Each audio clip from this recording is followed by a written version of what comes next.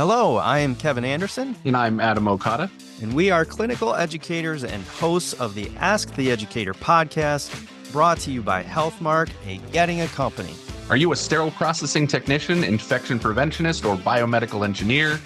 No matter your role, if you're involved in medical device processing, this podcast is for you. Our goal is to equip you with the knowledge and tools for excellence in medical device processing. Now let's get started. Hello, everyone, and welcome back to the Ask the Educator podcast. My name is Adam Okada. Our host, Kevin Anderson, is not able to be here today, but I'm here holding down the fort in his stead. And we have an incredible guest with us today, Dr. Tiffany Wiksten from the Joint Commission. Dr. Wiksten, thank you, and welcome to the podcast. Thank you. I'm excited to be here. So why don't we start and just tell us a little about yourself and your background, and then how you came to the Joint Commission. Yeah, absolutely. So I'm actually a nurse by training. I've been a nurse for over 20 years, and I started off in neonatal intensive care. From there, I moved straight into infection prevention and control after I saw a nosy infection preventionist walking around my NICU. And I was like, what are you doing here? What's your job? And I was instantly hooked. So infection prevention and control for the last 13 years, maybe almost 14 years. I've worked in a variety of settings, so large academic medical centers, small community hospitals. I'm kind of a nerd for specialty infection control, so I like things like pediatrics and bone marrow transplant and high consequence infectious disease and emergency management. So naturally, my interest in reprocessing was piqued as well, right? Learn something new outside of the box, because I'm sure, as you are all aware, most infection preventionists are not classically trained sterile processing technicians. There are a few out there, though. So came to the Joint Commission. I've been here for about 4 years, and I have worked in the capacity as an infection control subject matter expert as a part of the standards interpretation group. So I work with organizations. I work with surveyors during survey to help them navigate tricky questions that come up. But really, my job here is to support surveyors, organizations, the public that sends in questions. So that's probably the favorite part of my job. Awesome. And yeah, if you're a nerd, you're coming to the right place, because we're all nerds here on the podcast. Love talking dorky science stuff, and how to prevent infections is really what sterile processing is all about.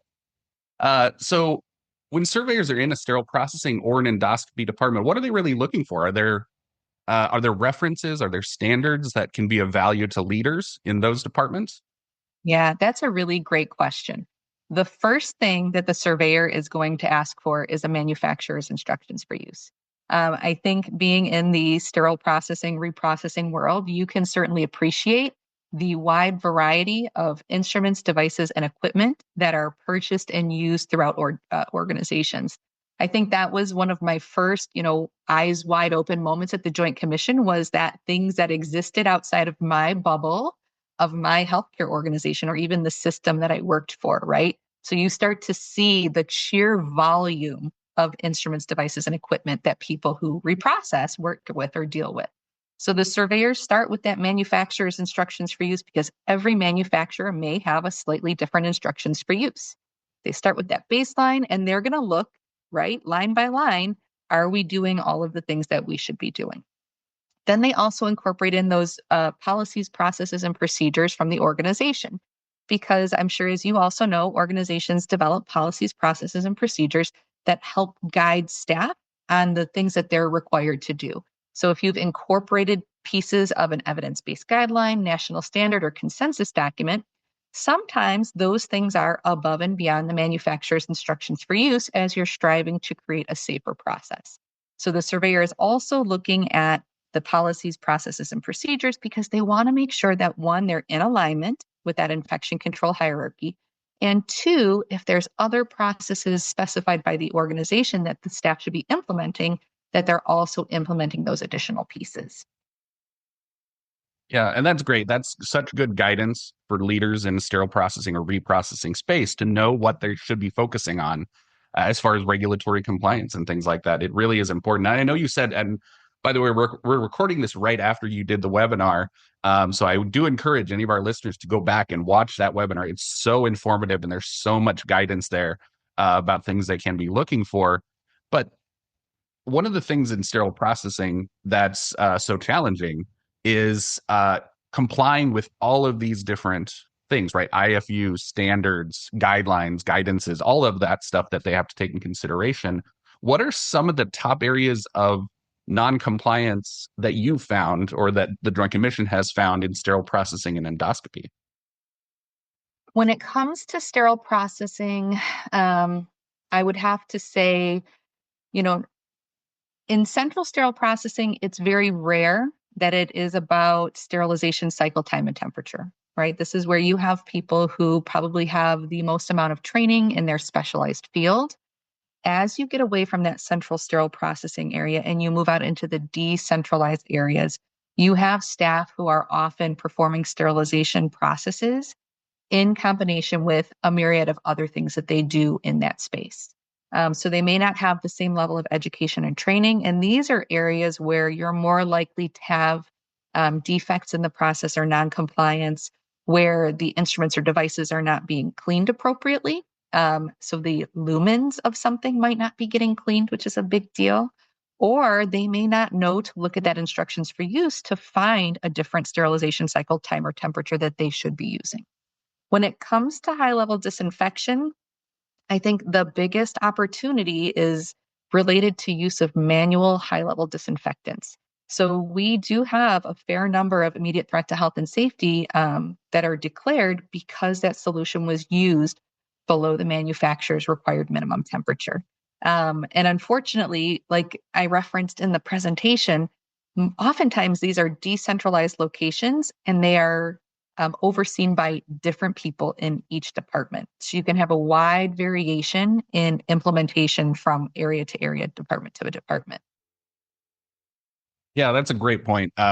Sterile processing is in charge of sterile processing, but you go to an ambulatory center, somebody else might be in charge, a nurse, the OR nurse. It could be, in an endoscopy, it might be a completely different person. So you got all these different areas and different people in charge. It's so much, it's kind of a moving target when you're in sterile processing and reprocessing devices. But, and I heard that started actually as an IP and were in charge of us or oversaw a sterile processing department as an IP.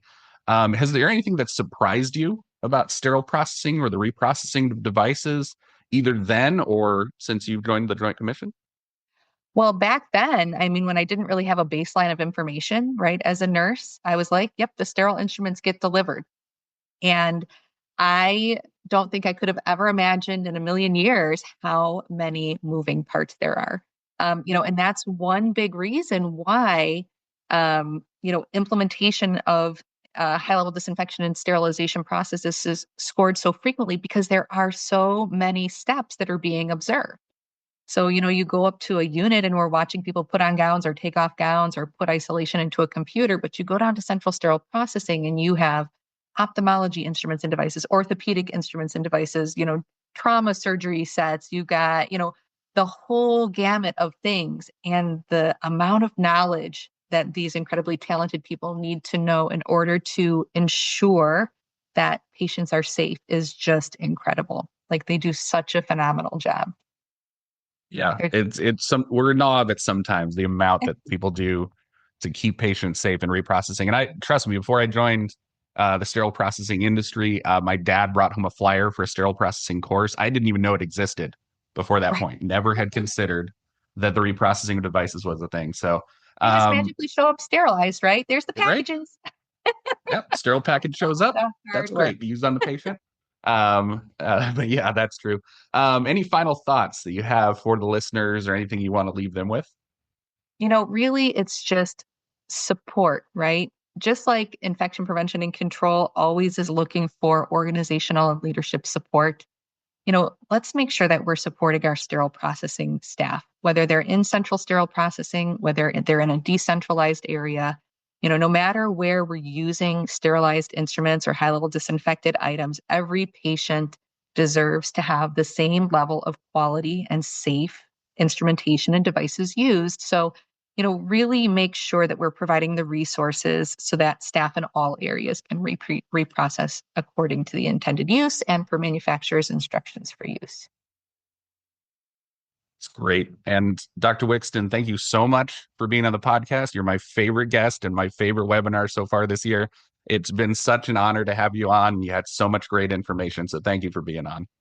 Thank you. I had a great time. All right. And thank you for the listeners, and we'll see you on the next episode. Bye, everybody.